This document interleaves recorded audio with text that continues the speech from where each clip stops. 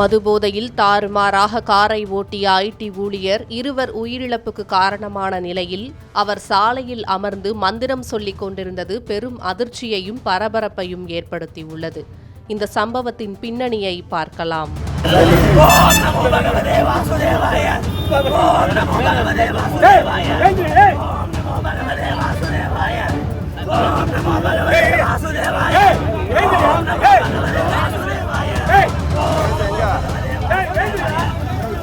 தாம்பரம் மதுரவாயல் வெளிவட்ட சாலையில் போரூர் சுங்கச்சாவடியை கடந்து நேற்று பகல் 11:30 மணியளவில் ஜீப் நிறுவனத்தின் SUV கார் ஒன்று அதிவேகமாக தறிகெட்டு சென்ற நிலையில் முன்னால் சென்ற 2 இருசக்கர வாகனங்களை இடித்து தள்ளிவிட்டு நிற்காமல் சென்றது. பின்னர் பெங்களூரு தேசிய நெடுஞ்சாலையில் இடதுபுறம் திரும்பிய அந்த கார் ஆட்டோ மற்றும் 4 இருசக்கர வாகனங்கள் மீது வரிசையாக மோதி நிற்காமல் சென்றுள்ளது.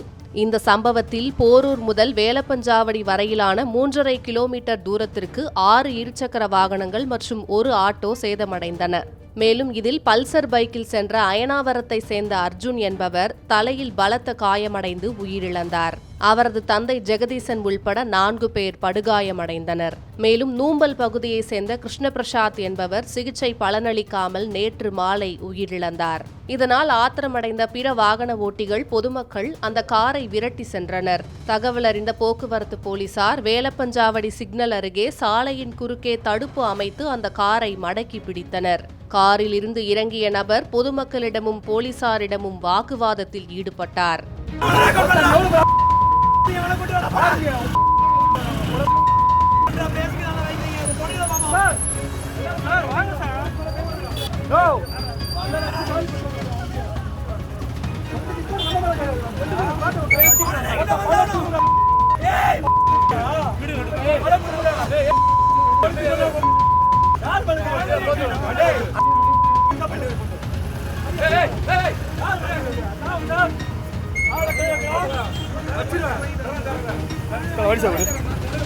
இதனால் ஆத்திரமடைந்த பொதுமக்கள் காரின் கண்ணாடியை உடைத்ததோடு அந்த நபரை சரமாரியாக தாக்கினர். பின்னர் சாலையோரத்தில் பித்து பிடித்தவர் போல அமர்ந்திருந்த அந்த நபர் சமஸ்கிருத மந்திரத்தை உச்சரித்தவாறே இருந்தார்.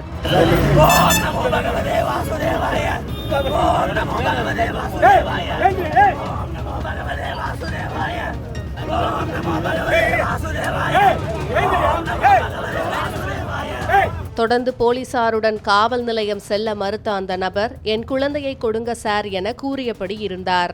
அப்போது பதற்றத்துடன் காரில் அழுது கொண்டிருந்த அவரது மகளை மீட்ட போலீசார் அவரது உறவினர்களிடம் ஒப்படைத்தனர்.